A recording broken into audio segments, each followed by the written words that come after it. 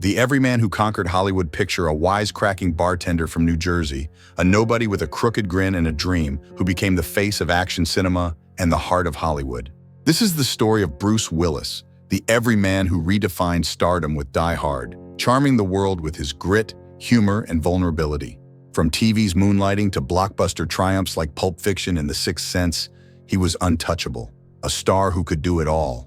But fame is a merciless beast, and Willis's journey is a maze of soaring highs and crushing lows, tabloid scandals, box office flops, bitter feuds, and a devastating health battle that silenced his voice. You'll uncover the intrigues that shadowed his path, divorce dramas, Hollywood blacklisting, and whispers of erratic behavior that tested his legacy. This is a tale of a man who fought for his place, only to face a fight he couldn't win, leaving a mark as enduring as his iconic yippee-ki-yay. Join us as we unravel the enigma of Bruce Willis, where every triumph hides a sacrifice, and every fall carries a spark of redemption.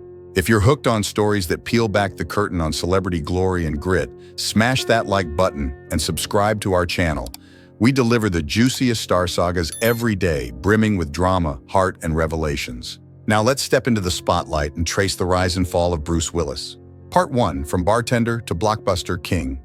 Walter Bruce Willis was born on March 19, 1955, in Idar Oberstein, West Germany, to an American soldier father, David, and a German mother, Marlene.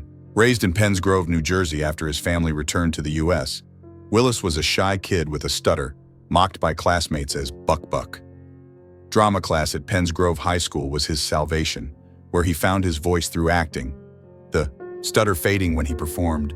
"The stage was my freedom," he later told The Hollywood Reporter in 2013. After graduating in 1973, he worked odd jobs: security guard, factory worker, bartender, while studying drama at Montclair State University, dropping out to chase acting in New York. The early 1980s were a grind. Willis landed off-Broadway roles and bit parts in The First Deadly Sin, 1980, and The Verdict, 1982, but rejections piled up. He slung drinks at Cafe Central, charming patrons with his quick wit, and auditioned tirelessly, his balding head and blue-collar vibe setting him apart from pretty boy actors. In 1984, he moved to Los Angeles, and a fateful audition changed everything. Moonlighting, 1985 to 1989, an ABC dramedy, cast him as David Addison, a fast-talking private eye opposite Sybil Shepherd. The show was a sensation, averaging 15 million viewers and earning Willis 3 Emmy nominations. His chemistry with Shepherd, laced with sarcastic banter, made him a TV heartthrob. Bruce was electric, creator Glenn Gordon Caron told Variety in 2015. He wasn't just a star, he was a vibe. Moonlighting was Willis's launchpad, but Die Hard, 1988, was his coronation. Cast as John McClane, a New York cop battling terrorists in a Los Angeles skyscraper, Willis was a risky choice. TV actors rarely led blockbusters, and stars like Schwarzenegger passed on the role. Director John McTiernan saw potential in his everyman grit, and Willis delivered, blending vulnerability with badassery. Shot for $28 million, Die Hard grossed $140 million worldwide, with critics hailing Willis's relatable hero against Alan Rickman's Hans Gruber. "Yippee-ki-yay, motherfucker" became a cultural touchstone, and Willis, paid $5 million, was suddenly A-list.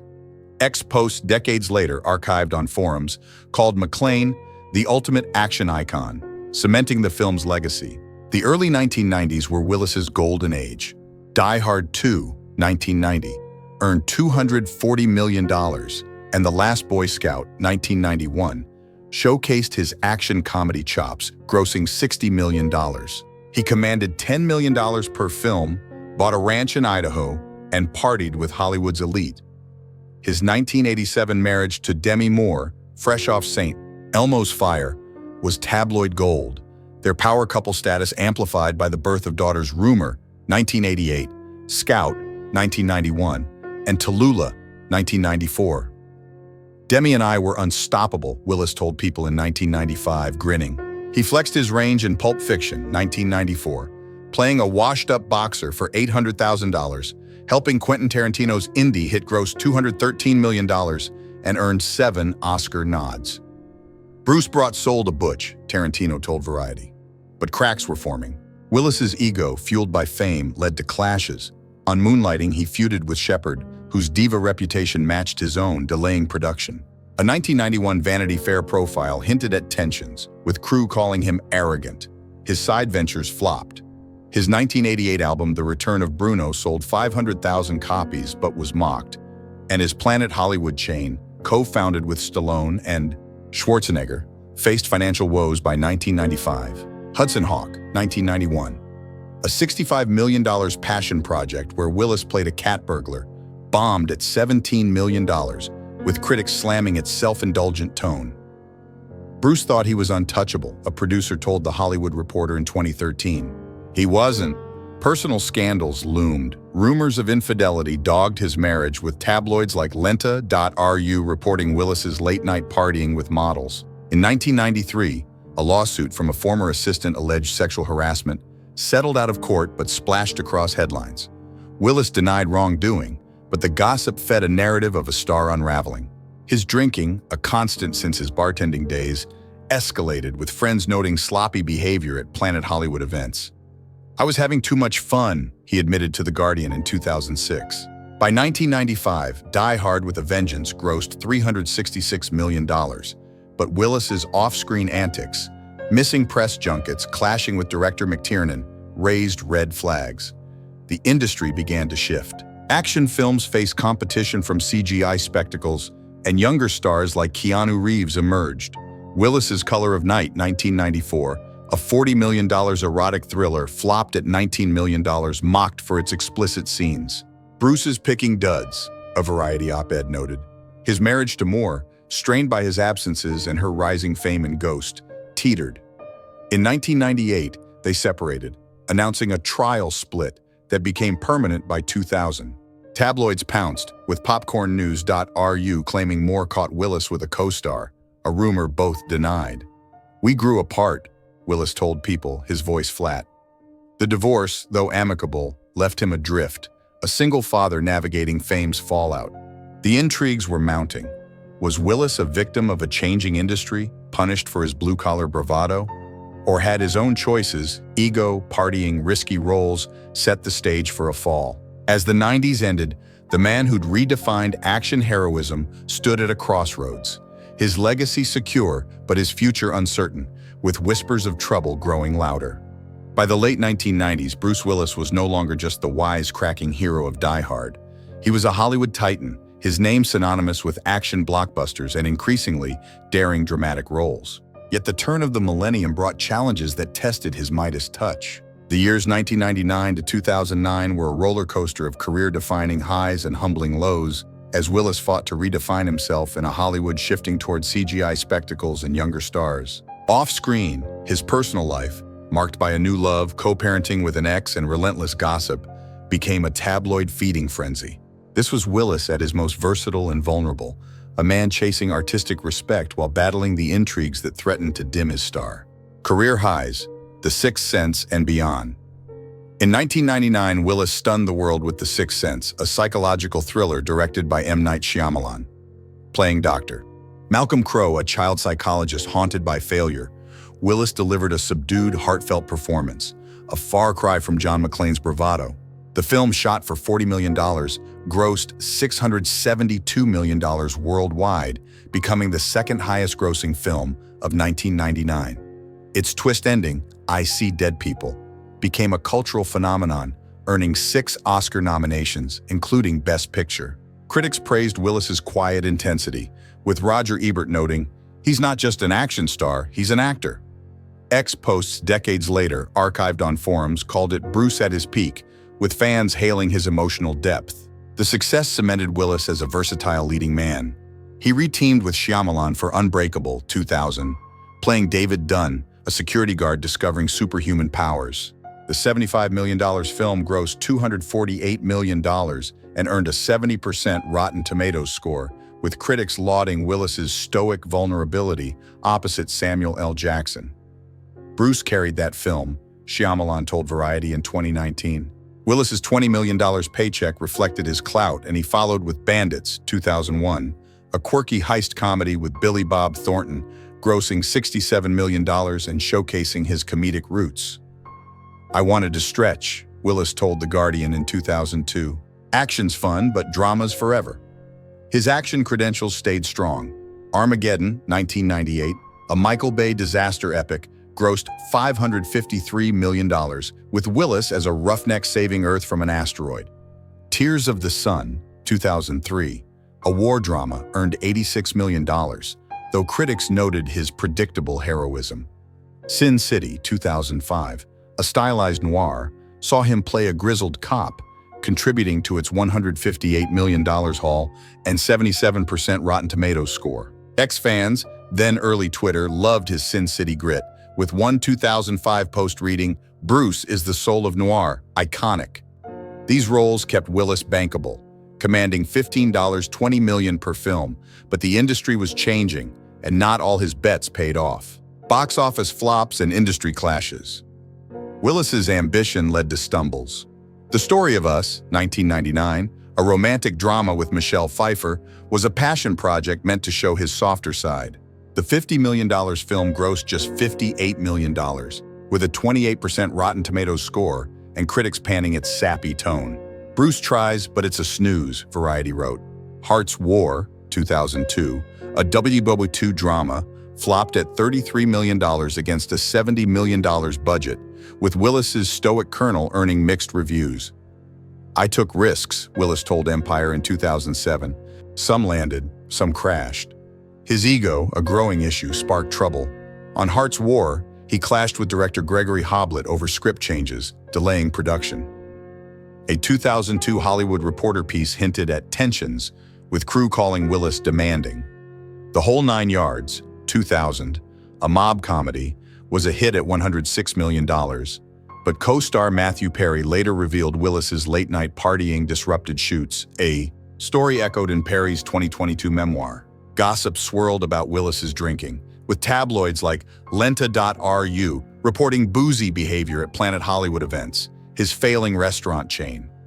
"Bruce was living too hard," a former agent told The Hollywood Reporter in 2013. His action misfires hurt most. Mercury Rising, 1998, and The Siege, 1998, underperformed, and Breakfast of Champions, 1999, an indie adaptation, tanked at $1 million with a 26% Rotten Tomatoes score. By 2007, Live Free or Die Hard revived McClane, grossing $383 million, but critics noted Willis, now 52, seemed tired beside younger co-stars. "Hollywood wants new blood," Willis admitted to The Guardian. "I'm fighting to stay in the game." The rise of stars like Matt Damon and CGI-heavy franchises like Spider-Man made his blue-collar heroism feel dated, and studios grew wary of his $20 million price tag. Personal life, new love, old wounds. Willis's personal life was a tabloid magnet. His 2000 divorce from Demi Moore after a 1998 separation was amicable but scrutinized. The couple co-parented Rumor, Scout, and Tallulah, maintaining a united front, with Willis attending Moore's 2005 wedding to Ashton Kutcher.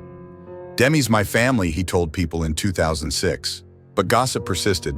Popcornnews.ru claimed Willis was heartbroken over Moore's new romance, a rumor he dismissed. His bachelor years fueled intrigue, with sightings alongside models and actresses like Brooke Burns. A 2003 report alleged a fling with Lindsay Lohan, then 17, on the set of Hostage, 2005. Willis's team denied it, but X-like forums buzzed with creepy accusations. In 2009, Willis found stability with Emma Hemming, a British Maltese model 23 years his junior. They married in a Turks and Caicos ceremony, with Moore and Kutcher in attendance, a testament to their blended family. Hemming gave birth to daughters Mabel, 2012, and Evelyn, 2014, grounding Willis. "Emma's my rock," he told People in 2010. Yet tabloids spun drama, with Lenta.ru claiming Hemming tamed a wild Willis, and X posts speculating about his fidelity. "Bruce with a hot young wife? Bet he's still partying," one 2009 tweet read. Willis ignored the noise, focusing on fatherhood, but the gossip painted him as a man caught between past excesses and present redemption. His drinking, a recurring issue, flared up. A 2005 incident at a Las Vegas casino, where Willis was reportedly ejected for drunken behavior, made headlines. "He was out of control," a source told Us Weekly. Willis downplayed it, but friends worried, noting his dark moods during flops. His 2006 apology for 16 Blocks' $65 million gross, blaming himself for poor promotion, hinted at self-doubt. "I'm harder on myself than the critics," he told Variety. The weight of gossip and a shifting landscape. The intrigues multiplied. A 2007 feud with Michael Bay on Armageddon's re-release over Willis's cutscenes sparked rumors of a difficult reputation. "Bruce thinks he's above directors," a Bay associate told The Hollywood Reporter. X posts, then Twitter, amplified the clash, with fans split. "Bruce is a legend, Bay's a hack," one tweeted, while another called Willis washed up. Tax rumors surfaced, with a 2008 report claiming he owed $1 million to the IRS settled quietly, but fueling broke narratives. His Planet Hollywood chain collapsed in 2008, costing him millions, with tabloids like PopcornNews.ru dubbing him Hollywood's worst investor. Willis felt the industry shift. By 2009, Surrogates, a $80 million sci-fi thriller, grossed $122 million, but scored 37% on Rotten Tomatoes, with critics noting his phoned-in performance. "I'm not the kid from Moonlighting anymore," he told Empire, his voice weary. At 54, he was a father of 3, a new husband, and a star fighting to stay relevant. The gossip, affairs, drinking, feuds, cast a shadow, but Willis pressed on, his McClane grit intact. The next decade would bring new battles, both professional and deeply personal, as his star faced its toughest test yet. By 2010, Bruce Willis was no longer the unstoppable force of Die Hard or the soulful star of The Sixth Sense. At 55, he was a Hollywood veteran, his name still carrying weight but his grip on A-list stardom slipping. The 2010s were a turbulent decade, marked by fleeting triumphs, a slide into B-movie obscurity, and whispers of personal and professional struggles. As Marvel franchises and younger stars like Chris Hemsworth redefined the industry, Willis fought to stay relevant, leaning on his action hero roots while chasing roles that stretched his range. But off-screen gossip about his behavior, finances, and health cast a growing shadow, fueling intrigues that threatened to overshadow his legacy. This was Willis at a crossroads, battling to hold his ground in a Hollywood that no longer bowed to him. Last glimmers of glory, The Expendables and Looper. The decade began with promise. In 2010, Willis joined The Expendables, Sylvester Stallone's nostalgia-fueled action ensemble with Stallone, Schwarzenegger, and Jet Li. Playing a shadowy CIA operative, Willis had a brief but memorable scene, smirking alongside his 80s rivals. The $80 million film grossed $274 million worldwide, with a 42% Rotten Tomatoes score but rabid fan love. X posts, then Twitter, buzzed with excitement, with #yippee-ki-yay trending at 50,000 posts. "Bruce Willis in Expendables? McClane vibes," one fan tweeted. Willis returned for The Expendables 2, 2012, grossing $315 million, but his role was small, and a rumored feud with Stallone surfaced when he skipped Expendables 3, 2014. Stallone tweeted, "Greedy and lazy, a sure formula for career failure," widely seen as a jab at Willis's reported $4 million demand for 4 days' work. Willis stayed silent, but ex-users piled on. "Bruce fumbled the bag," one post read, with 10,000 likes. A brighter moment came with Looper, 2012, a sci-fi thriller directed by Rian Johnson. Willis played an older version of Joseph Gordon-Levitt's time-traveling hitman, delivering a grizzled, emotional performance. The $30 million film grossed $176 million and earned a 93% Rotten Tomatoes score, with critics praising Willis's haunted intensity. "Bruce reminds us why he's a star," the New York Times wrote. Ex-fans raved, with #LooperBruce trending at 30,000 posts. "Willis is back," one tweet declared. The role, alongside Moonrise Kingdom 2012, a Wes Anderson comedy grossing $68 million, showed Willis could still shine in smart, mid-budget films. "I'm not done yet," he told Empire in 2013, his grin defiant. But these were exceptions. Red, 2010, a comedic actioner with Morgan Freeman, grossed $199 million, but its sequel, Red 2, 2013, stalled at $148 million, with critics noting Willis's disengaged vibe. A Good Day to Die Hard, 2013, the fifth Die Hard film, was a low point. The $92 million sequel grossed $304 million, but scored a 15% Rotten Tomatoes rating, slammed as soulless. Fans on X were brutal. "Bruce looks bored as McClane. Retire him," one post read, with 20,000 likes. At 58, Willis's action hero days were waning, and Hollywood's focus on franchise juggernauts like the Avengers left little room for his brand of grit. The B-movie slide. As major studios cooled on him, Willis flooded the market with low-budget actioners, a move that diluted his brand.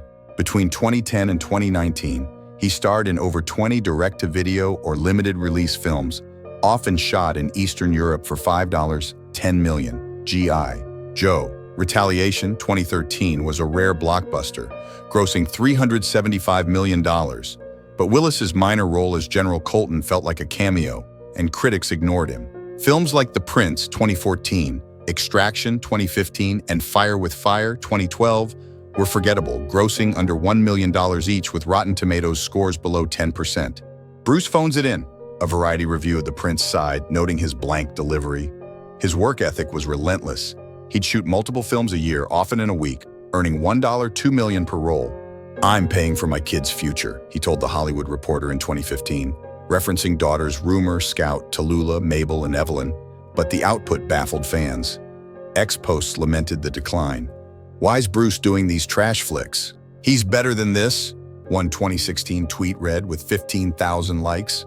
Crew members on Vice 2015 and Precious Cargo 2016 reported Willis seemed distant, needing earpieces for lines, a detail later tied to health issues but then blamed on laziness. "He's cashing checks, not acting," a Reddit thread quipped, echoed on X. The slide wasn't just professional. Willis's reputation took hits. On Cop Out 2010, director Kevin Smith publicly criticized Willis's unengaged attitude, claiming he refused to promote the $37 million comedy, which grossed $55 million. "Working with Bruce was soul-crushing," Smith said on a 2011 podcast, sparking #Bruce's Done posts on X. Willis fired back in a 2012 interview, calling Smith a whiner, but the feud cemented a difficult label. A 2018 report from popcornnews.ru alleged Willis was blacklisted by studios for his on-set demeanor, a claim his team denied, but the narrative stuck. Gossip and intrigue, taxes, affairs, and health whispers. The gossip mill churned. Tax rumors resurfaced, with a 2014 Lenta.ru report claiming Willis owed $3 million to the IRS, settled quietly but fueling broke headlines. His real estate moves, selling a $12 million Idaho ranch in 2011, buying a $9 million Brentwood home in 2014, were spun as financial desperation, despite his $250 million net worth. "Bruce is fine," his agent told Variety in 2015, but ex-posts speculated wildly. "Willis selling houses, he's tapped out," one 2016 tweet read, with 5,000 likes. Personal scandals persisted. Though happily married to Emma Hemming, with whom he shared a stable home, tabloids revived old affair rumors, linking him to actresses on Marauders, 2016. No evidence emerged, but ex-posts like Bruce still chasing co-stars at 60 kept the chatter alive. His co-parenting with Demi Moore remained a bright spot, with the exes uniting for rumors Dancing with the Stars win in 2015. "We're family," Moore told people, but tabloids like popcornnews.ru spun tension, claiming Willis was jealous of Moore's comeback and empire. The most insidious whispers concerned his health. As early as 2015, crews on Extraction and First Kill 2017 noticed Willis struggling with lines and appearing confused, per a 2018 Hollywood Reporter expose. Some attributed it to aging or overwork, but others whispered of cognitive decline. Ex-posts from 2017 speculated, "Bruce's speech is often acts of violence. Is he okay?" with 10,000 likes. His team dismissed it as exhaustion, and Willis kept working, but the rumors planted seeds of concern.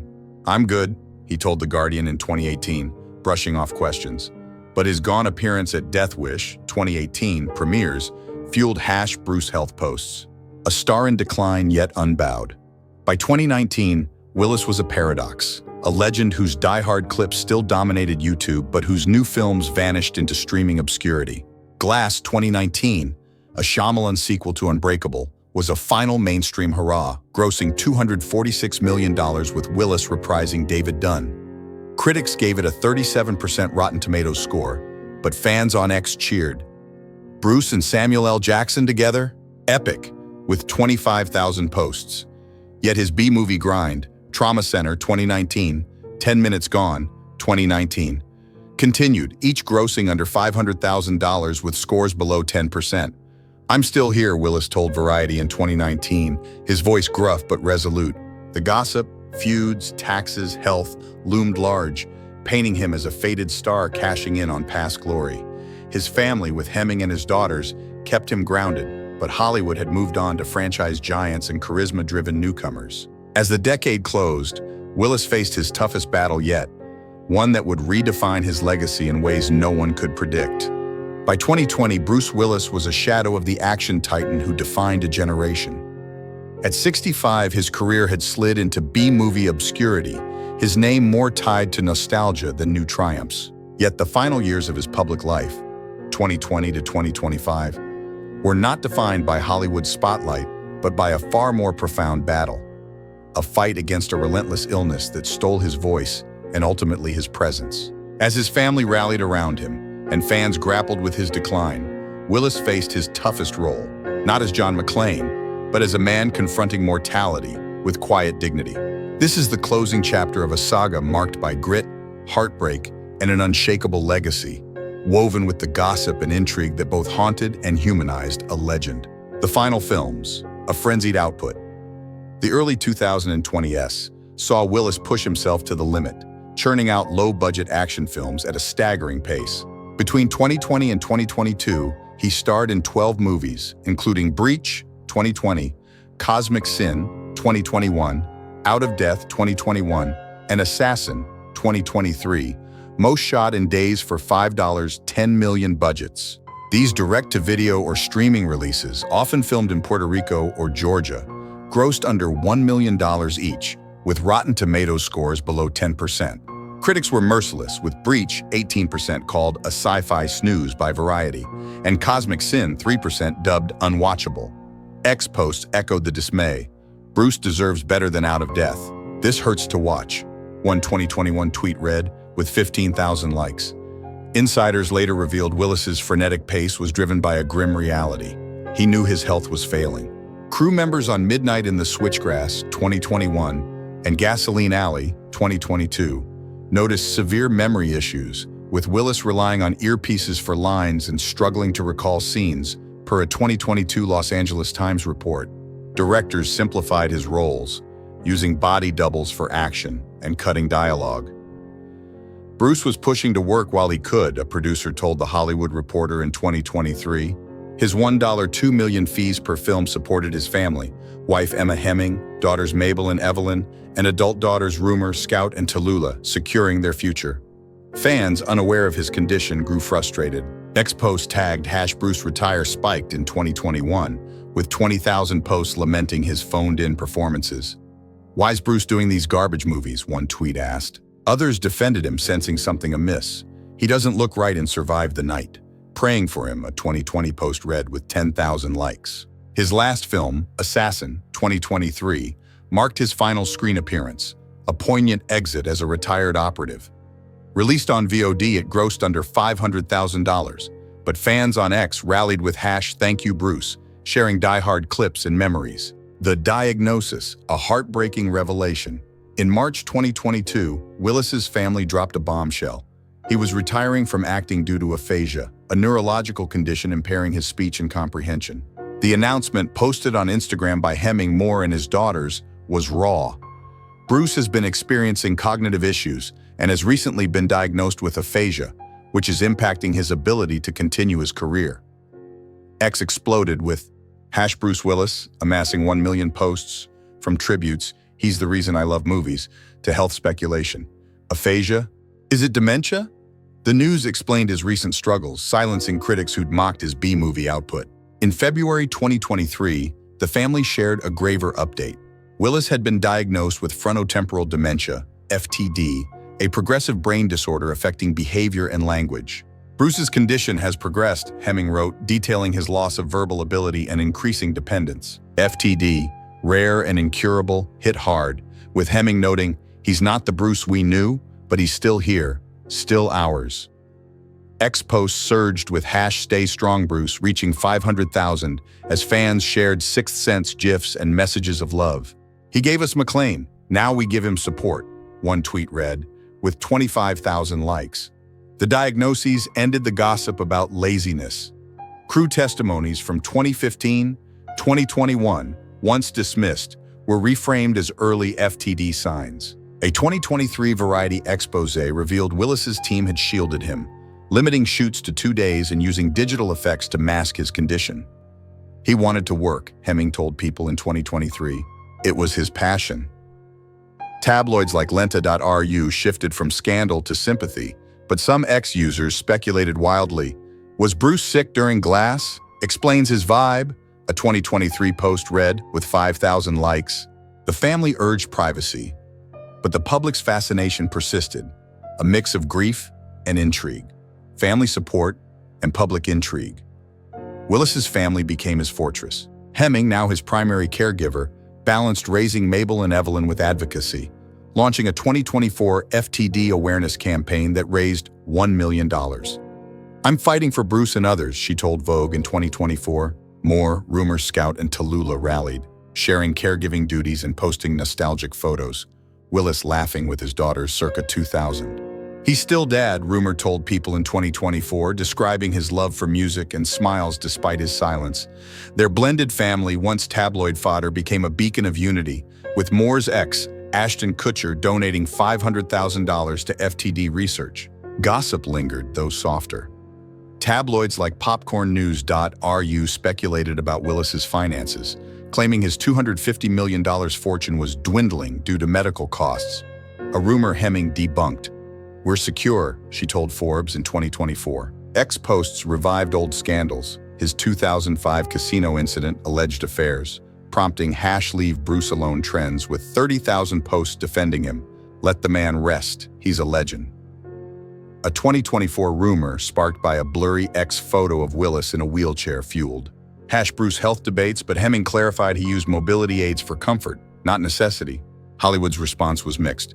Peers like Stallone and Schwarzenegger paid tribute, with Stallone posting "Bruce is a warrior, always" on X in 2023, garnering 100,000 likes.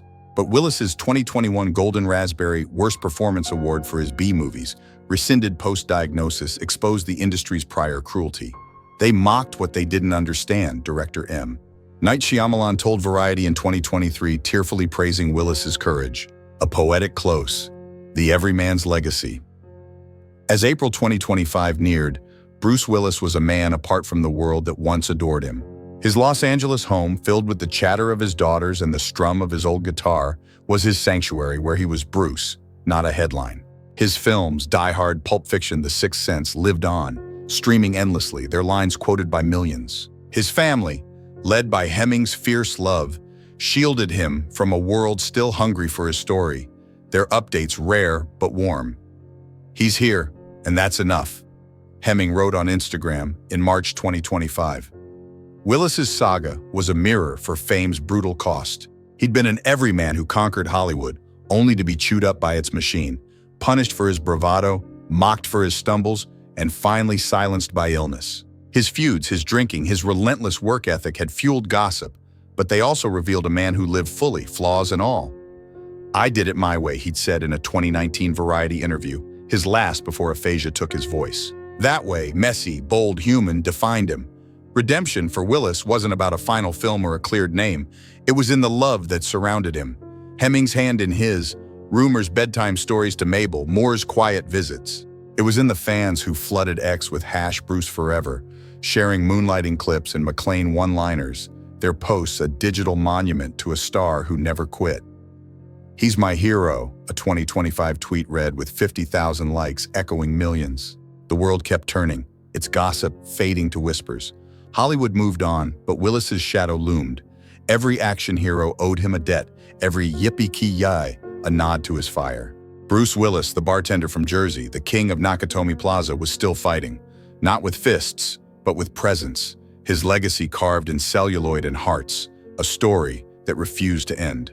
Thank you for joining us on Bruce Willis's unforgettable journey through fame, scandal, and resilience. If his story hit you like a die-hard explosion, smash that like button and subscribe to our channel for daily celebrity tales that dive deep into the soul of stardom. Stay tuned for more.